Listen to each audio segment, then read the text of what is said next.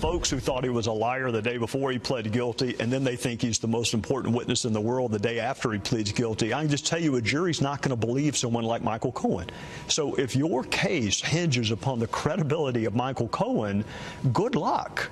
Trey Gowdy, former prosecutor in the fallout of the Michael Cohen matter. My next guest says Cohen is prepared to reveal all he knows about President Trump after Bob Mueller issues a final report.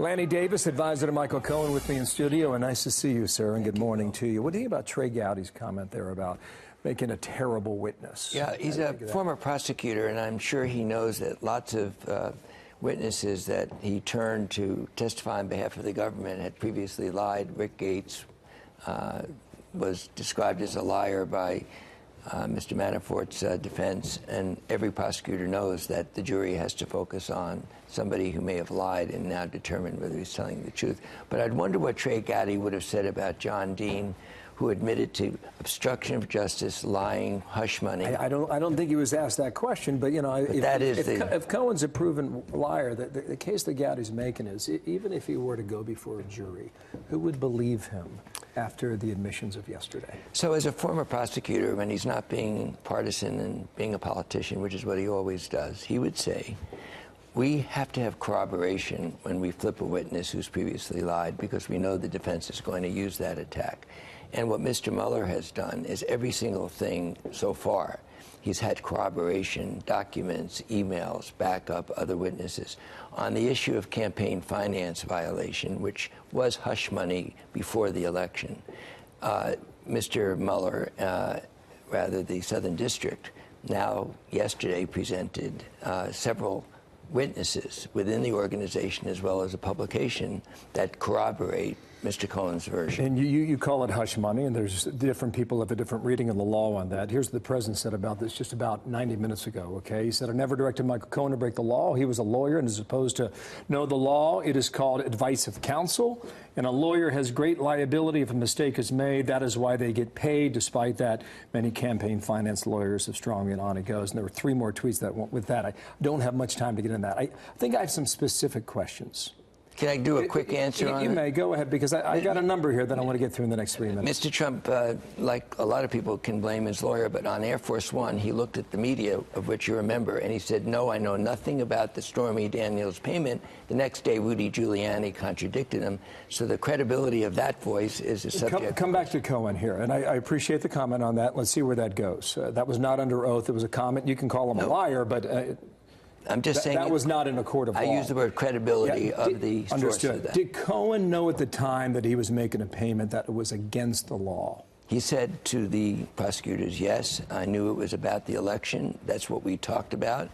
And that's what we now know that the publication involved. If he knew it was illegal, did he tell the president at the time? I don't know what his advice was to Mr. Trump, but on this tape that I happened to be part of playing on another station, Mr. Trump discussed the payment, said the word cash, and knew it was about keeping Miss McDougal quiet.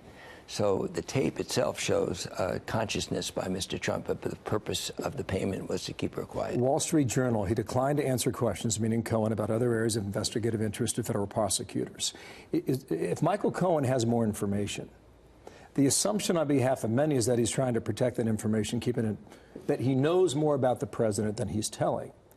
Is that true, or is Michael Cohen trying to protect himself? I don't know the answer to that.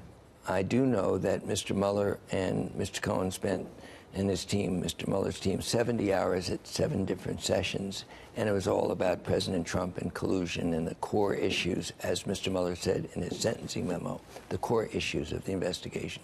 I doubt there's anything that was held back about those core issues, or Mr. Mueller wouldn't have been as complimentary as he was to. Well, on the Mueller matter, Rudy Giuliani had an interview last night with Yahoo. He said, in part, our strategy is to do everything we can to convince Mueller to wrap the damn thing up, and if he's got anything, show us. That with Yahoo News. Your client made some bad decisions. You no longer represent him in a legal sense, of course. But the president had nothing to do with tax evasion with regard to Michael Cohen. He had nothing to do with making false statements with regard to Michael Cohen. So as you look at this, what was the president's connection? Well, not anything to what Michael said yesterday in court, which is to 100% take responsibility, not blame anyone. And it was a quite moving statement to me, knowing him. And my not representing him as a lawyer is because the case is over, not because of any abandonment. I am here as his friend and his advisor. When did you talk to him last? A day and a half ago, not yesterday. How's he doing? He was doing pretty badly. His family is uppermost on his mind, and you could see as I watched the TV yesterday, this is a devastating experience. I've gotten to know John Dean for 20 years. People doubted his credibility, called him a liar and lots of things. He wrote a book called Blind Ambition, and there's a lot here that I find similar, especially when Michael Cohen tells the truth about Donald A lot of these Trump. decisions Michael Cohen made on his own, you would admit. His statement yesterday, yes, I would, Bill. His statement yesterday did it better than I could ever do. He took personal responsibility, didn't blame anyone. He did say that he changed his mind about Mr. Trump, and now he's turned, and that's subject to people challenging. Two more questions. He reports to jail in 3 months. Will he testify before Congress before he goes to jail? He won't do anything until Mr. Mueller is done with his work and his report. But the answer I've said publicly is that when the time comes, if he's invited to tell the truth about Mr. Trump, probably to Congress, I believe, I can't be certain, that he'll say yes. Last question. If this all began as collusion, many people may look at this and ask you, Lanny Davis, where's the collusion? And well, you would say? We have much more to know about what Mr. Mueller, he's a silent submarine, leak-proof, driven by facts, and he will someday tell us the full story. Was there any collusion on what we heard? As of now, there's circumstantial evidence of many contacts with Russian government intelligence officials between the Trump campaign and them.